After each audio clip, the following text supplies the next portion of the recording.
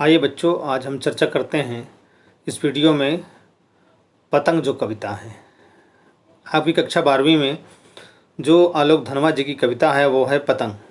ठीक है, पतंग कविता की विस्तार से व्याख्या तो मैंने जो है इसके दूसरे वीडियो में दिया है, लेकिन जहाँ पर आपको दिक्कत होती है और जहाँ पर आपको ये भय रहता है कि शिल्प सौंदर्य में कैसे लिखेंगे, बिंब या अलंकार वगैरह भाषा शैली है, ये आप कैसे लिखेंगे, इस वीडियो में बिल्कुल संक्षेप में इसमें चर्चा करने की कोशिश की है। और कोशिश किया है कि इसको जो है मात्र जो है 7-8 मिनट का ही वीडियो रहे और आपको जो मूल जानकारी है, जहाँ पर आपकी जो भय है वो दूर हो सके।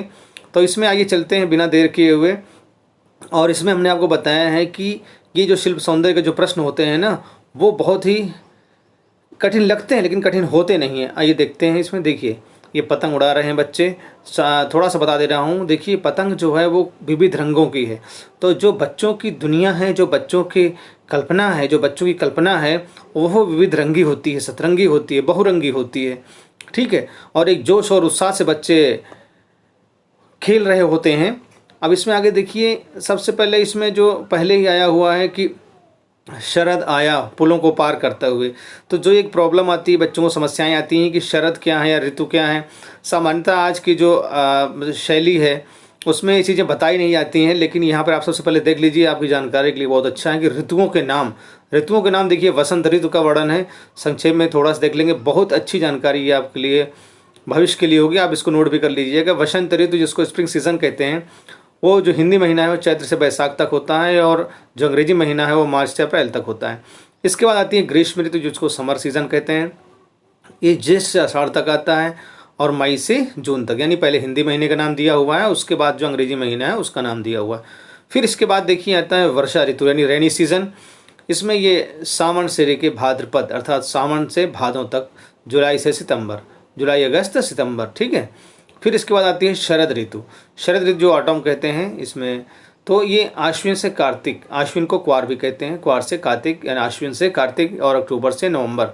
और उसके यही है शरद ऋतु जो सफ़ेद में लिखा हुआ है। इसी ऋतु का वर्णन इन्होंने किया है, और मैंने यहाँ सफ़ेद में इसलिए लिखा है कि आप समझ लीजिए कि बिल्कुल स्वच्छ नीला आकाश होता है, निर्मल होता है।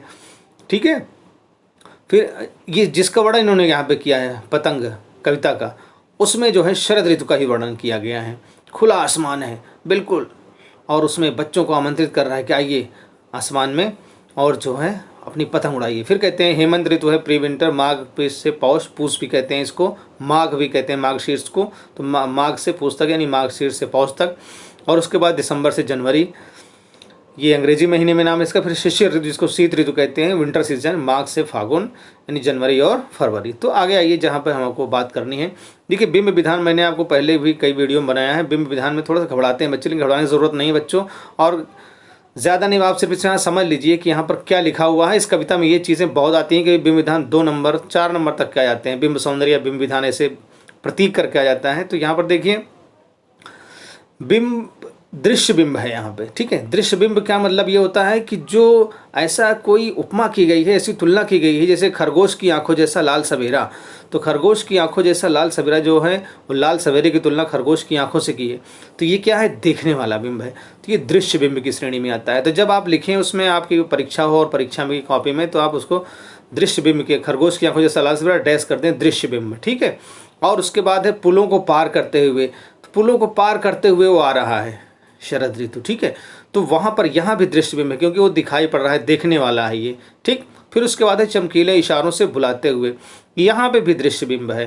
ठीक है, क्योंकि वो बुला रहा है, तो जो बुला रहा है वो दिखा रहा है, इशारे उसके दिख रहे हैं। तो ये दृश्य बिंब हो गया। ठीक है, इसी क्रम में आगे चलिए। देखिए, लिखा है ध्वनि बिंब यहाँ पर है। ध्वनि बिंब क्यों, क्योंकि घंटी बजाते हुए जोर जोर से, तो यहाँ घंटी की ध्वनि है, इसलिए कि यहाँ पर क्या है, ध्वनि बिंब है। तो 2 बिंब हो गए, दृश्य और ये ध्वनि बिंब। अब इसके बाद देखिए, आकाश को इतना मुलायम बनाते हुए, मुलायम जो है वो महसूस करने की बात है यहाँ पे, तो इसलिए ये स्पर्श बिंब है।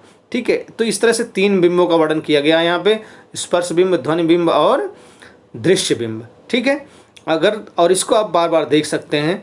तो ये बहुत महत्वपूर्ण है आपको परीक्षा के दृष्टि से, और इसको आपको समझना है। ठीक, आगे आइए। काव्य सौंदर्य में अगर आपको लिखना है तो इसमें आप लिख सकते हैं क्या, खड़ी बोली भाषा का प्रयोग किया गया है, उर्दू मिश्रित भाषा है, ठीक है, साहित्यिक भाषा है, ये भी आप लिख सकते हैं, ठीक।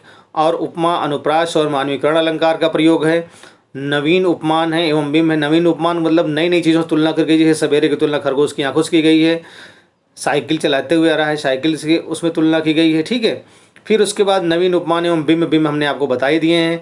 और उसके बाद देखिए यहाँ पर है साहित्यिक एवं लाक्षणिक शब्दावली है। साहित्यिक शब्दावली का प्रयोग किया गया है। लाक्षणिक शब्दावली का मतलब ये होता है कि जो चीज़ें बातें बताई गई हैं आपको वो और बहुत अच्छे ढंग से बताई गई हैं। मैंने बताया थे लक्षण शब्द शक्ति होता है कि जिसमें कोई बात, जैसे कहा गया है कि शरद आया पुलों को पार करते हुए, तो शरद कोई मनुष्य नहीं आया है बल्कि शरद ऋतु आई है।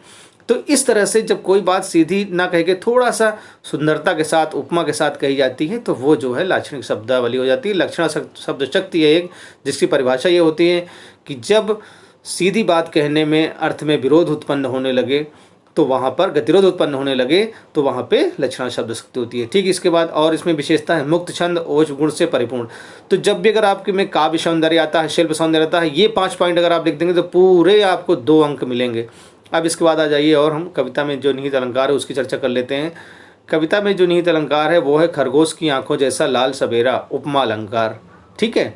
फिर उसके बाद है शरद आया पुलों को पार करते हुए, मानवीकरण अलंकार हो गया, ठीक है, क्योंकि मानव की तरह से क्रिया करते हुए दिखाया गया है।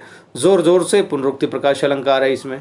फिर उसके बाद जन्म से ही वे अपने साथ लाते हैं कपास, ठीक है, कपास का कोमलता से सीधा रूपक बनाया है यहाँ पे, तो रूपक अलंकार हो गया।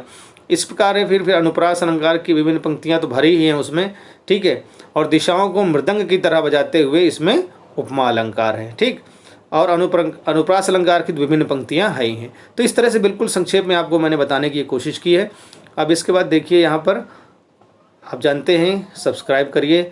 जो लेटेस्ट वीडियो, आपको अच्छे से अच्छे वीडियो और पूरी जानकारी के साथ जो मेरा अनुभव है वो सब मैं आपको इसमें वीडियो के माध्यम से आपको प्रदान करता रहूँगा। सब्सक्राइब करिए चैनल को ताकि लेटेस्ट वीडियोज़ आपको मिल जाएँ। लाइक करिए इसको, ठीक है। Thanks for watching, thank you very much.